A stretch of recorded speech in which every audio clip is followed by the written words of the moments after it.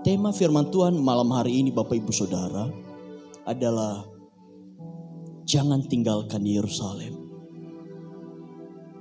Lanjut, kita akan baca sama-sama ayat firman Tuhan ini. Kisah Para Rasul pasal 1 ayat keempat. Kalau yang bagian belakang kurang bisa terbaca, mungkin bisa buka HP-nya. Nah, kita baca Kisah Rasul 1 ayat 4, 3, 2 ya. Pada suatu hari ketika ia makan bersama-sama dengan mereka, ia melarang mereka meninggalkan Yerusalem dan menyuruh mereka tinggal di situ menantikan janji Bapa yang demikian katanya, kamu telah dengar daripadaku. Bapak Ibu Saudara, Tuhan Yesus melarang murid-muridnya meninggalkan Yerusalem. Dan next slide, kita akan melihat keadaan para murid pada saat itu. Mereka adalah orang yang sangat ketakutan. Karena setelah Yesus dibunuh mati di kayu salib, maka bukan hanya Yesus saja, termasuk mereka mengincar murid-muridnya. Kalau pikiran manusia Bapak Ibu, saya katakan Yerusalem bukan tempat yang aman. Tapi Yerusalem tempat yang berbahaya untuk murid-murid. Tapi apa yang Tuhan katakan? Jangan tinggalkan Yerusalem. Suatu hal yang kontras berbalik dengan kenyataan dengan yang Tuhan perintahkan. Kalau pikiran manusia berkata, tinggalkan Yerusalem, lari sejauh mungkin. Tapi Tuhan berkata, jangan tinggalkan Yerusalem. Bapak Ibu Saudara, saya mau kasih tahu kepada Bapak Ibu. Seringkali rencanamu dihancurkan oleh Tuhan. Karena ada rencana indah yang Tuhan sediakan lebih indah lagi. Terkadang rencana kita dibuat kacau balau oleh Tuhan. Karena Tuhan tahu rencana kita itu akan mencelakakan kita. Jadi jangan sampai engkau kecewa. Jangan sampai engkau tergoncang apabila rencanamu tidak berjalan dengan baik. Karena ada rencana Tuhan yang Tuhan sediakan lebih baik lagi untuk hidupmu. Bapak Ibu Saudara, selama hidup kekristenan kita tidak akan pernah berjalan dengan mulus. Pasti akan menemui kubangan, akan menemui kerikil-kerikil, akan menemui batu besar yang kita hadapi dalam kehidupan kita. Saya tidak menjamin kepada Bapak Ibu bahwa Anda jadi Kristen akan baik-baik saja. Tapi justru kalau Anda jadi orang Kristen, Anda akan menghadapi banyak proses dari Tuhan. Tapi ingat ini baik-baik. Apapun yang Anda alami, jangan tinggalkan Tuhan. Lanjut. Bapak Ibu Saudara, apa artinya jangan tinggalkan Yerusalem? Kenapa Tuhan berkata jangan tinggalkan Yerusalem? Sedangkan kita tahu Yerusalem itu sudah tidak aman bagi murid-murid Yesus. Tapi Tuhan berkata, aku peringatkan kepadamu jangan meninggalkan Yerusalem. Lanjut. Bapak Ibu Saudara, pesan Tuhan, perintah Tuhan jangan tinggalkan Yerusalem. Yerusalem itu melambangkan apa Bapak Ibu Saudara? Melambangkan hadirat Allah. Di Yerusalem ada bait suci. Yerusalem itu adalah berbicara tentang persekutuanmu dengan Tuhan. Ibrani 10 ayat 25 berkata, janganlah kita menjauhkan diri dari pertemuan-pertemuan ibadah kita. Jangan hanya karena sesuatu akhirnya kita menarik diri dari persekutuan. Bapak Ibu Saudara, apapun yang diperbuat orang terhadapmu, jangan pernah tinggalkan Tuhan. Engkau pernah dikecewakan, engkau pernah ditipu, engkau pernah disakiti. Urusanmu dengan orangnya, engkau tidak punya urusan dengan Tuhan. Urusanmu dengan Tuhan, engkau harus tetap ikut Tuhan Bapak Ibu Saudara. Jangan sampai pada saat kita disakiti orang lain yang jadi sasaran Tuhan. Terlalu bodoh kita kalau kita dikecewakan, kalau kita disakiti, yang kita tinggalkan Tuhan. Ingat baik-baik, apapun yang engkau alami, jangan tinggalkan Tuhan. Amin. Bapak Ibu, Kenapa Tuhan katakan meskipun ada tantangan, meskipun ada pencobaan, meskipun banyak hal yang harus kita hadapi, tapi Tuhan katakan jangan tinggalkan Yerusalem, jangan tinggalkan hadirat Tuhan, jangan tinggalkan persekutuan dengan Tuhan. Karena di dalam hadirat Tuhan pasti ada kekuatan yang baru dan pasti ada penghiburan. Di firman Tuhan di Yesaya 40 ayat 31 berkata, seumpama Raja Wali yang terbang. Bapak Ibu Saudara tahu Raja Wali itu burung yang pada saat dia sudah tua hanya dua pilihan. Dia pasrah atau dia terbang dia membantingkan dirinya di batu dan akhirnya paruhnya jatuh, bulunya jatuh dan akhirnya tumbuh bulu kembali yang baru. Dan kedua, burung Raja Wali ini adalah tipe burung yang tidak peduli ketika ada burung kecil, burung pipit atau sejenisnya, burung gagak yang mematok dia, Bapak Ibu Saudara. Raja Wali itu ketika ada yang hinggap di pundaknya mematok-matok dia nggak akan bergerak, dia nggak akan melakukan berbagai cara supaya jatuh. Tapi yang dia lakukan apa? Dia akan terbang tinggi sampai burung itu jatuh sendiri. Bapak Ibu Saudara, saya mau katakan kepada Bapak Ibu, jikalau ada masalah yang kita hadapi, jangan jauh daripada Tuhan. Tapi Anda harus terbang lebih tinggi lagi. Lebih dekat dengan Tuhan lagi. Maka saya percaya masalahmu akan jatuh dengan sendirinya. Justru kalau engkau terbang di posisi nyaman, akan makin mudah untuk engkau dipatok terus. Tapi kalau engkau naik semakin tinggi. Saya percaya pertolongan Tuhan tepat pada waktunya akan datang dalam hidupmu. Bapak Ibu, ada penghiburan.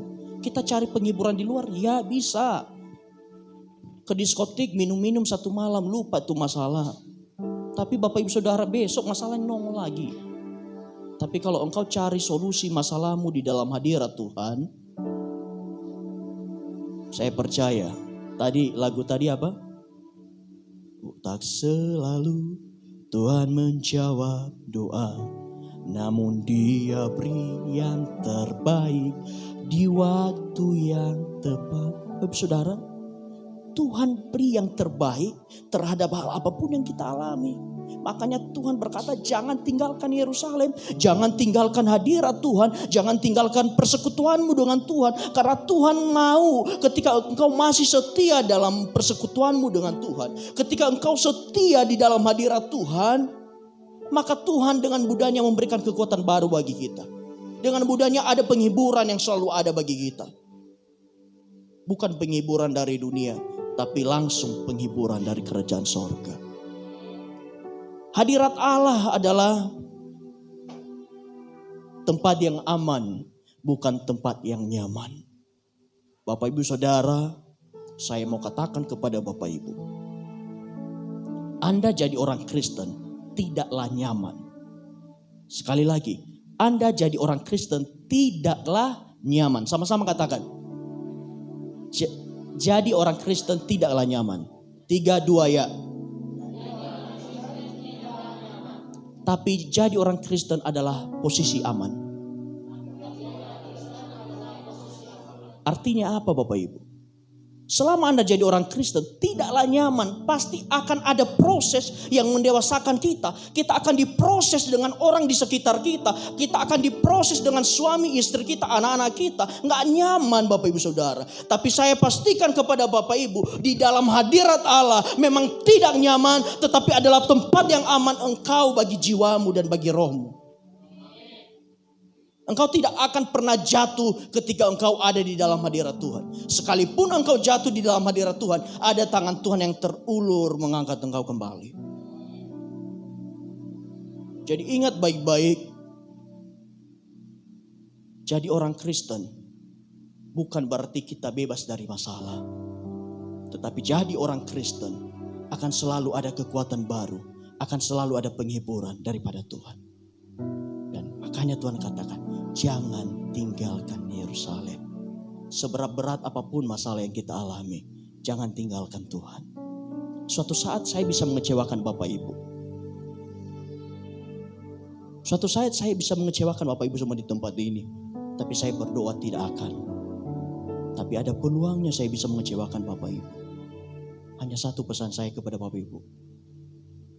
Anda boleh tinggalkan saya, tapi jangan tinggalkan Tuhan. Anda boleh kecewa dengan saya, tapi jangan kecewa dengan Tuhan. Karena saya manusia, saya rentan bisa bikin kecewa. Tapi Tuhan, Dia selalu tahu yang terbaik untuk hidup kita. Amin, Bapak Saudara. Jangan tinggalkan Yerusalem. Karena hadir Yerusalem, kita adalah hadirat Allah, persekutuan kita dengan Tuhan. Amin. Lanjut Bapak Ibu, slide kedua. Kedua, jangan tinggalkan Yerusalem, berbicara tentang kesetiaan kita kepada Allah. Akhir-akhir ini banyak kasus ketidaksetiaan dalam keluarga di kalangan selebriti. Banyak yang kawin cerai Bapak Ibu Saudara. Itu adalah salah satu bentuk ketidaksetiaan. Sesuatu yang baik yang sudah dilakukan akhirnya diakhiri dengan sesuatu yang tidak baik. Di Yosua 24 ayat 15 berkata, "Tetapi aku dan seisi rumahku, kami akan beribadah kepada Tuhan." Ini adalah satu statement yang luar biasa Bapak Ibu Saudara. Di sini Yosua sudah digeruduk oleh orang-orang Israel yang komplain Bapak Ibu Saudara. Tapi dia berkata, baik hari ini engkau mencari di mana engkau beribadah. Tetapi aku dan keluargaku akan beribadah kepada Tuhan. Dia punya iman yang kokoh. Dia tidak ikut-ikutan. Saya berdoa, jemaat GBI punya iman yang teguh, bukan iman yang ikut-ikutan. Amin.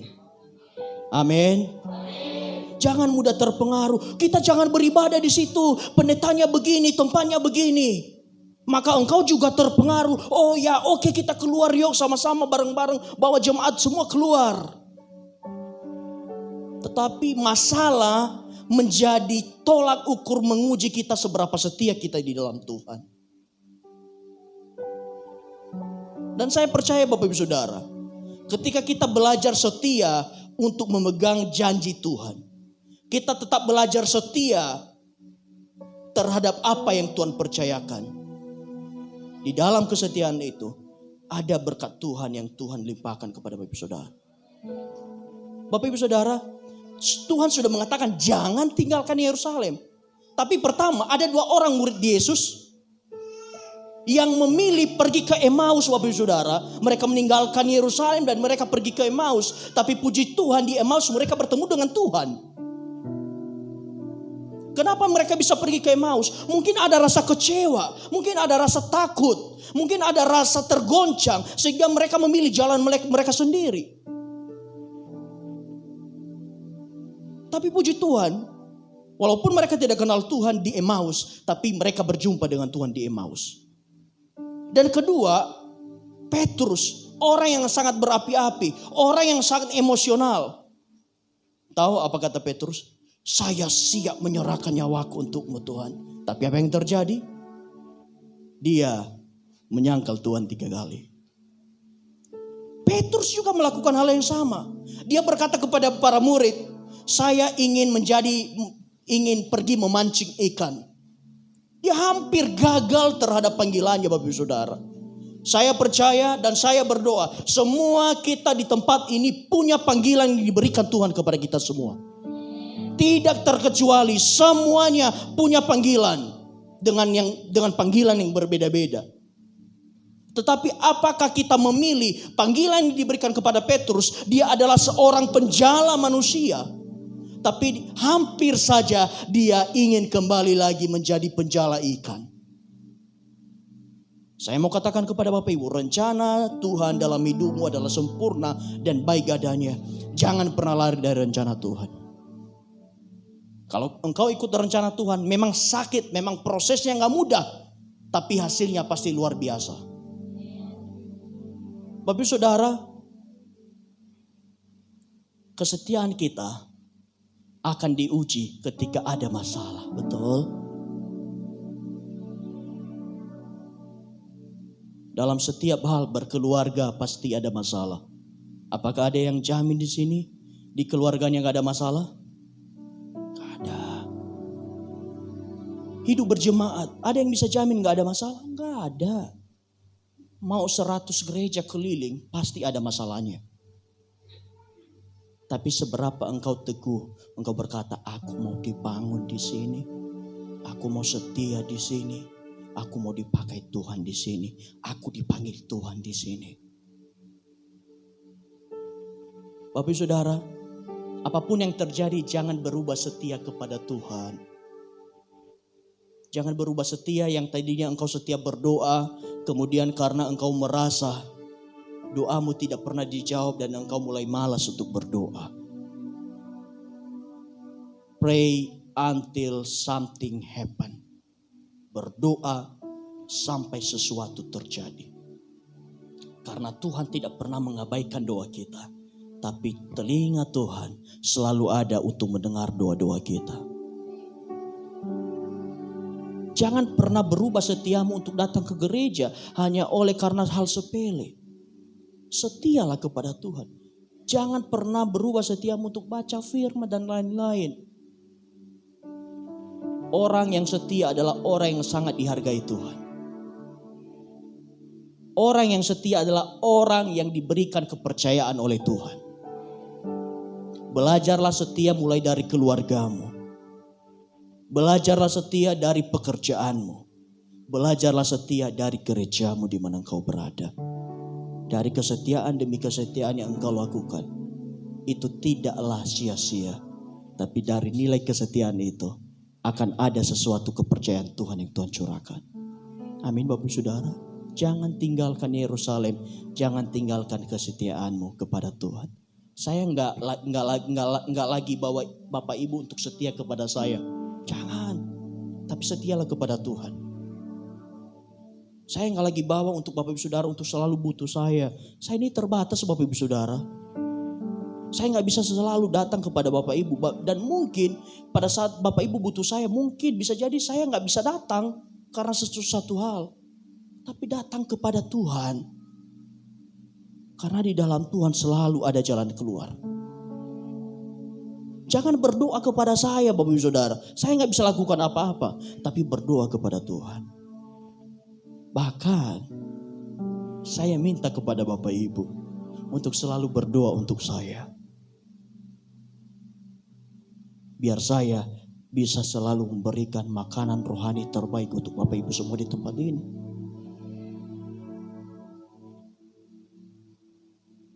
Jangan berubah setia.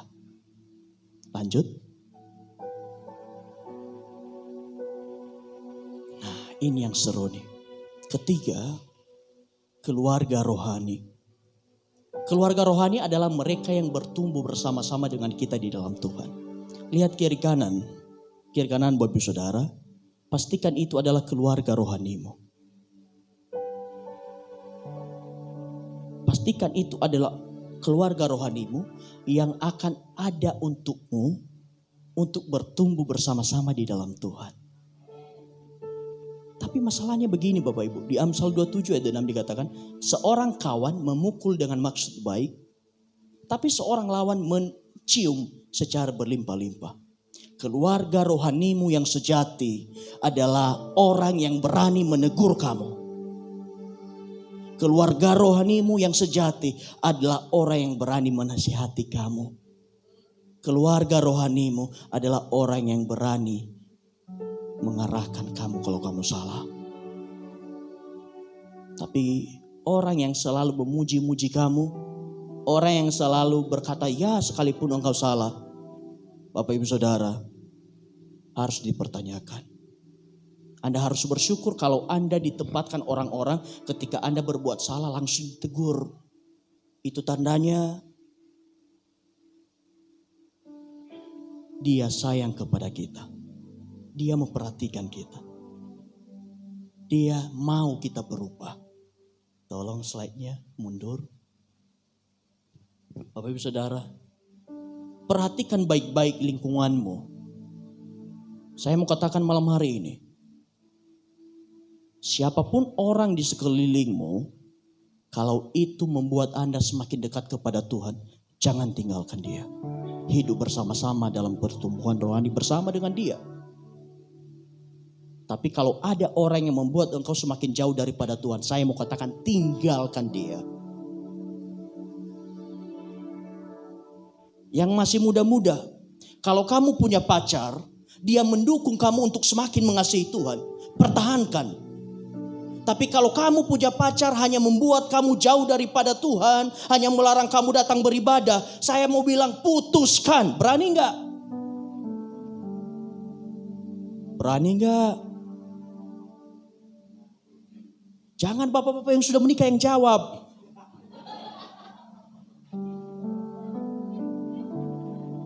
Sekali lagi deh, yang muda-muda ya, berani nggak? Siapa tuh yang jawab tuh? Oh iya, boleh.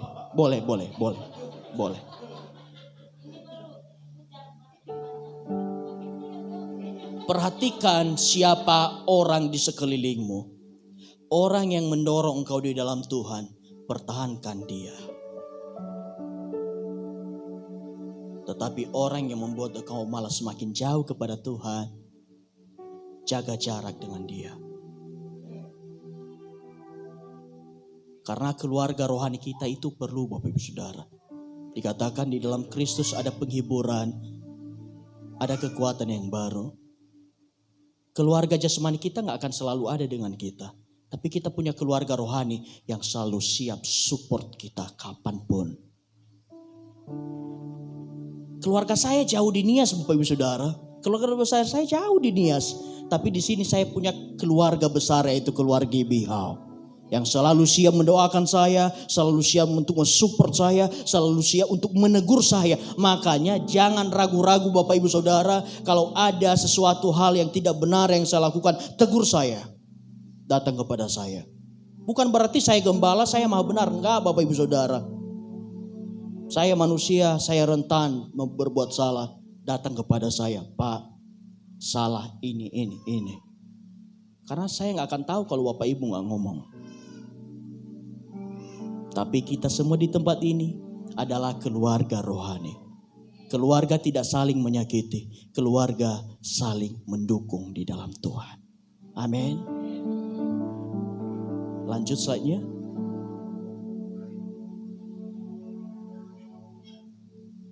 Nah, apa yang diharapkan Yesus kepada para murid untuk jangan tinggalkan Yerusalem? Yaitu menantikan janji Bapa. Apa yang dijanjikan Bapa? Roh Kudus. Dan setelah dijanjikan Roh Kudus 10 hari setelah Tuhan Yesus naik ke sorga, maka Roh Kudus diserahkan di loteng Yerusalem sesuai dengan janji Tuhan Yesus. Bapak Ibu Saudara, janji Tuhan Yesus itu tidak pernah meleset, Bapak Ibu Saudara. Janji Tuhan itu tidak pernah salah. Masihkah kita percaya pada janji Tuhan? Apakah kita masih pegang janji Tuhan? Tetap nantikan janji Tuhan dimanapun kita berada. Karena janji Tuhan, ya dan amin, pasti digenapi dalam hidup kita. Slide terakhir. Belum terakhir, 2 terakhir berarti. Tuhan tidak lalai menepati janjinya. Yang setuju katakan amin. Sekalipun ada orang yang menganggapnya sebagai kelalaian, tetapi ia sabar terhadap kamu. Karena ia menghendaki supaya semua orang berbalik dan bertobat. Tuhan tidak pernah lalai menepati janjinya. Sekalipun janji Tuhan itu tidak pernah lalai. Tidak pernah meleset. Bahkan dikatakan berkat Tuhan itu tidak ada namanya tertukar. Karena setiap orang berhak menerima janji Tuhan. Setiap orang yang sudah percaya kepada Tuhan, dia juga berhak menerima janji Tuhan. Bapak Ibu Saudara, apa yang engkau sedang pergumulkan hari-hari ini? Apakah di pelayanan di tempat ini? Apakah di keluargamu lagi ada pergumulan? Di pekerjaanmu lagi ada pergumulan? Ingat kata-kata ini. Ada janji Tuhan yang sedang menunggu Anda. Jangan sampai engkau meninggalkan persekutuan dengan Tuhan. Jangan engkau sampai meninggalkan kesetiaanmu kepada Tuhan. Dan jangan sampai engkau meninggalkan keluarga rohanimu karena tantangan yang engkau alami. Nantikan di Yerusalemmu, pasti janji Tuhan digenapi. Slide terakhir.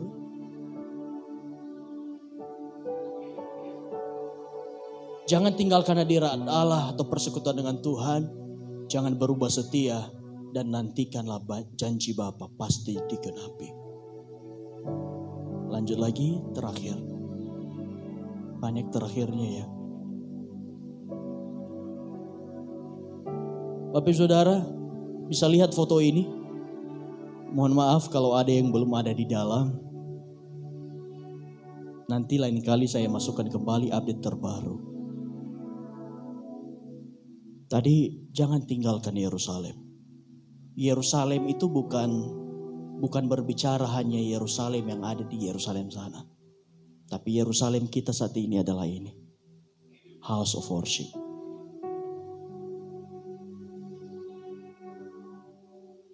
Kita baca sama-sama Bapak Ibu. Yang setuju kita baca sama-sama. 3, 2, ya. Jangan tinggalkan house of worship, persekutuan, kesetiaan, keluarga rohani. Mari kita nantikan janji Bapa bersama-sama, pasti digenapi. Amin. Untuk gereja kita, benar lagi ada tantangannya Bapak Ibu Saudara. Agustus tanggal 18 berakhir gedung ini. Gedung ini sangat indah, sangat sayang untuk kita tinggal. Tapi gedung ini 70 juta 1 tahun. Makanya kita menggalang dana dengan berbagai cara. Kita buat janji iman. Salah satunya adalah dengan amplop ini kemarin. Kita sudah serahkan janji iman kita bersama-sama. Nanti Bapak Ibu yang masih mau kasih janji iman silakan. Dan kita terus berjuang, kita juga bikin proposal dan berbagai macam. Karena pekerjaan Tuhan di tempat ini sangat besar. Kita harus siapkan tempat untuk pekerjaan Tuhan yang luar biasa. Tantangannya itu Bapak Ibu Saudara. Tantangan di keluarga pasti ada. Tantangan secara pribadi pasti ada. Di gereja, di keluarga, di pekerjaan. Tantangan itu pasti ada. Tapi mari kita nantikan janji Bapa bersama-sama. Karena pasti digenapi dalam hidup kita. Bapak Ibu yang sepakat dengan saya, jangan tinggalkan GBI House of Worship. Saya undang bangkit berdiri semua.